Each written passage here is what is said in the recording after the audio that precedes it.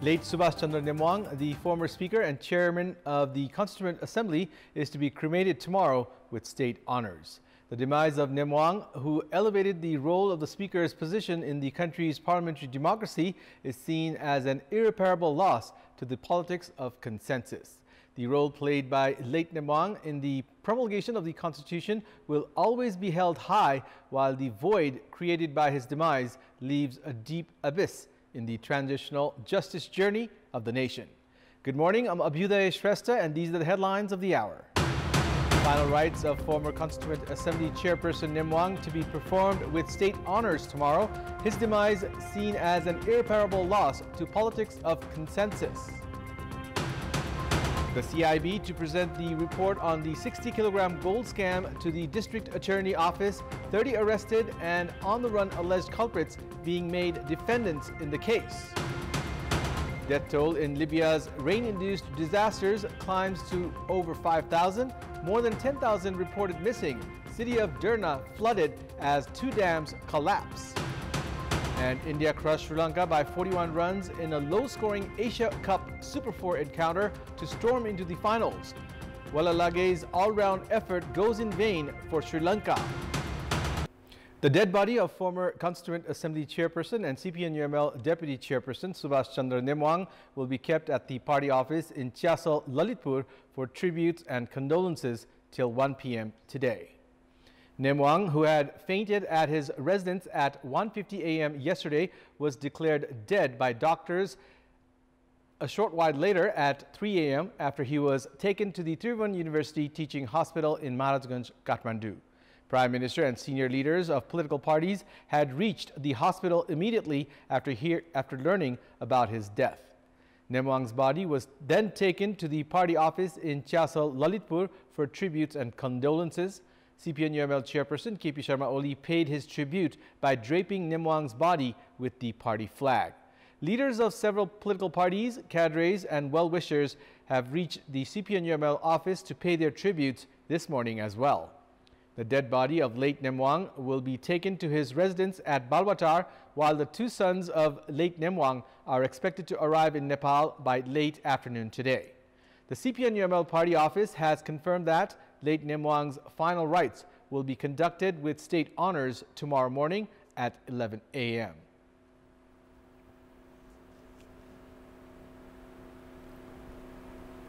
The government has decided to hold the funeral of Constituent Assembly Chairperson Nemwang with state honors tomorrow. The emergency meeting of the Council of Ministers yesterday decided to perform Nemwang's final rites with state honors and observe a public holiday on the day of his final rites tomorrow.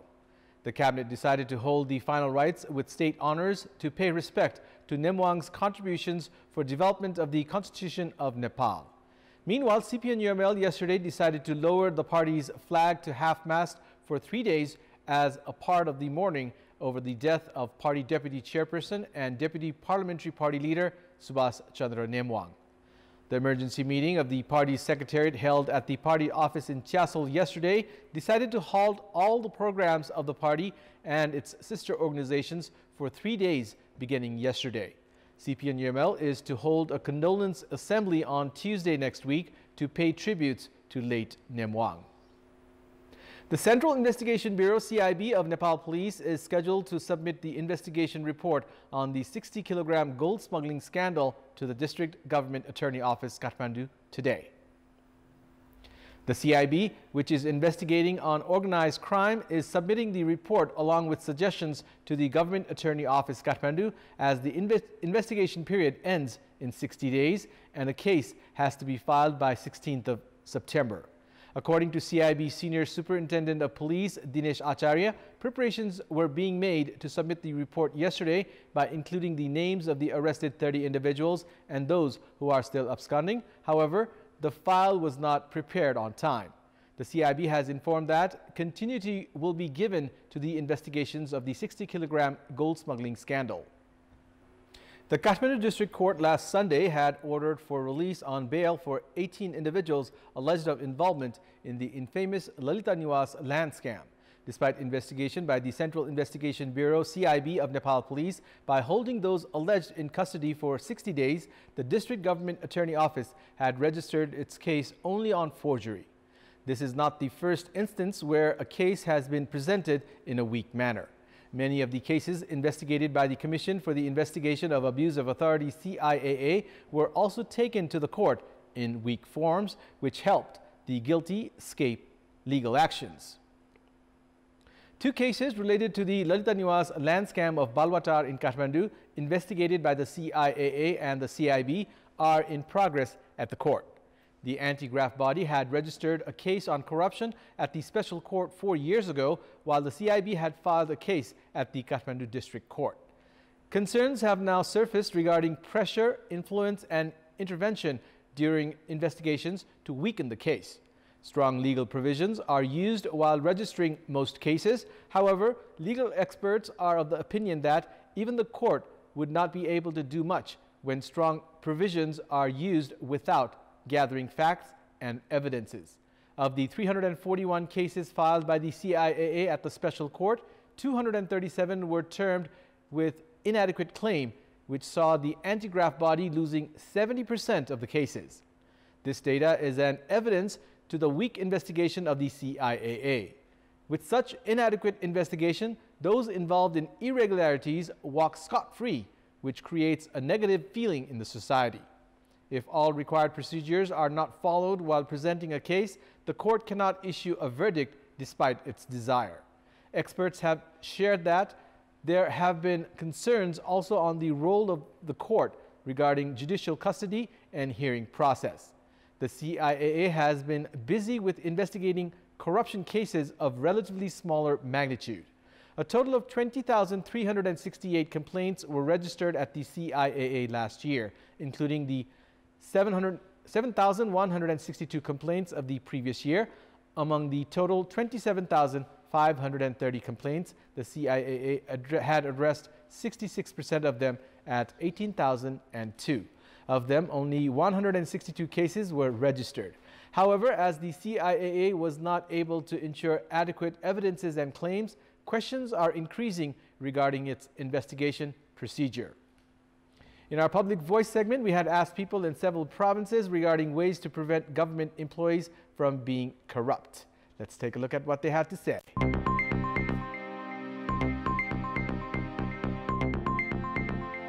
घुस जो मागिरहेछ त्यसको लागि गएर तुरन्त सम्बन्धित निकायमा स्थानीय प्रशासनमा कारबाहीको लागि माग गर्नुपर्छ। सरकारले अनुगमन गर्नु पर्यो बढी मात्रामा। अनुगमन भयो भने त्यसलाई चाहिँ नियन्त्रण गर्न सकिन्छ। तनखा कम छ के हामी त्यही तनख ज्यादा खानलाई त्यही हो। हाकिम टाइट भयो भने कर्मचारीहरु के गर्न सक्दैन। अब हाकिमै टाइट हुँदैन भने कर्मचारी त आफ्नो मनमर्जी गरिहाल्छ नि। छानबिन गरेर कारबाही गरिसकेपछि यो भ्रष्टाचारी अन्त भइहाल्छ। सरकार पक्षले कर्मचारी सबभन्दा तल स्तरको कर्मचारीको 40 देखि 50,000 तलब गरिदियो भने दायाँ बायाँ दिमागै भट्किँदैन। पहिला व्यक्ति आफै चाहिँ नैतिकवान हुनु पर्यो। नैतिकवान भएपछि कसैले भ्रष्ट बनाएर भ्रष्ट बन्ने होइन। कर्मचारीहरूको लागि सेवा सुविधा प्रशस्त रूपमा आफ्नो घर खर्च चल्ने गरी बढाउनु पर्ने हुन्छ।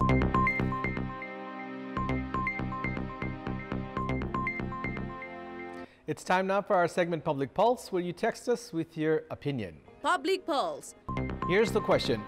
What do you term the government decision for mandatory operation of master's degree or MPhil program to offer PhD or the doctorate program? Your options are A, idea to improve quality, B, to put an end to irregularities, and C, unnecessary intervention. The voting is on. Type NEWS, select your option A, B, or C, and send it to 34001 to share your opinion with us. And it's time now for the international update.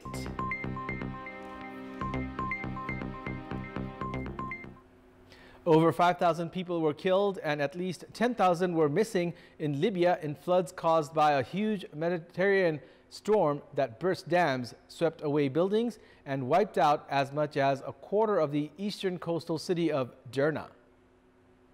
A senior medic in Derna said that more than 2,000 people were dead, while eastern Libya officials cited by local television were estimating a toll above 5,000.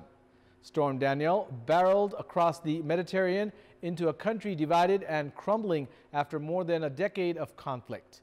In Derna, a city of around 125,000 inhabitants, journalists saw wrecked neighborhoods, their buildings washed out, and cars flipped on their roofs in streets covered in mud and rubble left by a wide torrent after dams burst. Mohammed Al-Kabisi, director of the Wada Hospital, said 1,700 people had died in one of the city's 2 districts and 500 had died in the other. Journalists saw many bodies laid out on the ground in the hospital corridors. As more bodies were brought to the hospital, people looked at them, trying to identify missing family members. The local Al-Masar television said the Eastern Administration's Interior Minister had said more than 5,000 people died. Other eastern cities, including Libya's second biggest city, Benghazi, were also hit by the storm.